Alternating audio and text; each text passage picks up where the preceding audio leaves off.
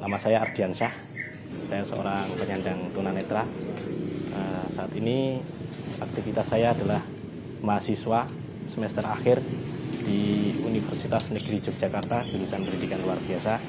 Saya berasal dari Semarang, kota Semarang, dan alhamdulillah sudah hampir 4 tahun lebih saya menetap di Yogyakarta. Untuk usia, saya alhamdulillah sekarang sudah 27 tahun. Status saya saat ini adalah seorang, masih single. Saya mengalami ketunanetraan itu dari usia 4 tahun. Namun alhamdulillah keluarga bisa menerima dengan keadaan saya dan terus memotivasi saya. Sehingga dari kecil saya memang sudah dipersiapkan oleh orang tua saya untuk belajar.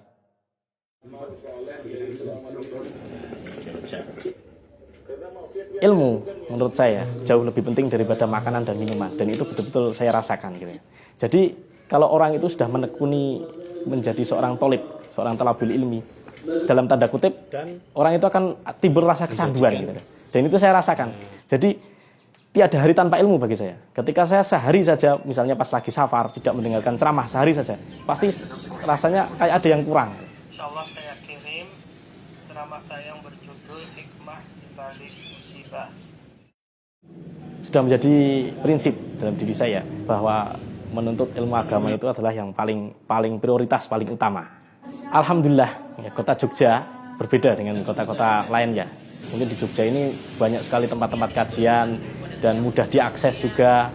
Alhamdulillah di sekitar sini ya, sekitar UNJ, UGM ini banyak sekali masjid-masjid yang alhamdulillah sudah mayoritas kajian-kajian sunnah. Selama saya mampu datang ke kajian-kajian, insya Allah saya akan berusaha untuk datang. Itu salah satu aktivitas saya. Saya tidak pernah mengalami keterbatasan untuk menuntut ilmu syar'i. Dulu awal-awal saya ngaji, biasanya saya bersama dengan teman ya. Ada teman yang mengajak saya, misalnya ngampiri, saya datang ke kos saya, mengajak saya tempat-tempat kajian. Kalau kita punya niat kuat, punya tekad yang sangat kuat untuk belajar, apalagi belajar ilmu syar'i, ilmu agama itu pasti Allah mudahkan, dan itu saya rasakan. Alhamdulillah belum lama ini ya, kurang lebih hampir 2 tahun, ada aplikasi yang namanya aplikasi online, ojek online. Itu sangat memudahkan buat saya juga. Jadi dengan adanya ojek online itu tidak ada alasan lagi buat saya untuk tidak pergi menuntut ilmu, terutama ilmu syar'i.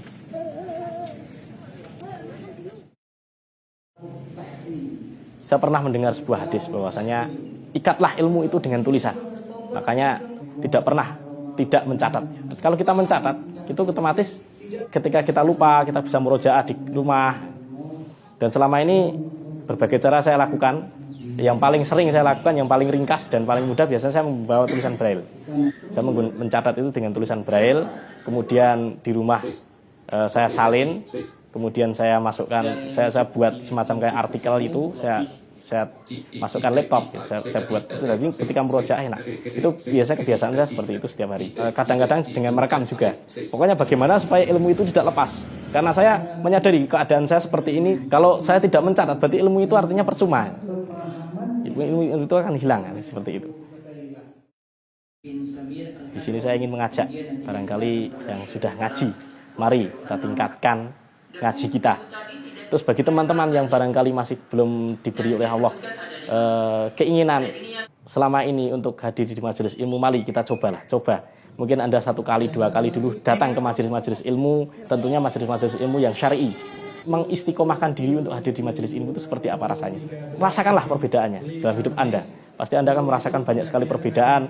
Misalnya hidup menjadi ringan, menjadi bahagia, tenang, tidak ada yang kita risaukan. Dan ketika nanti kita sudah hadir di majelis ilmu, cobalah bagaimana Anda berupaya keras untuk mengikat ilmu itu dengan tulisan, apalagi sekarang udah enak dengan rekaman juga, selain mengikat kemudian dimurojaah, kemudian diterapkan dalam kehidupan sehari-hari.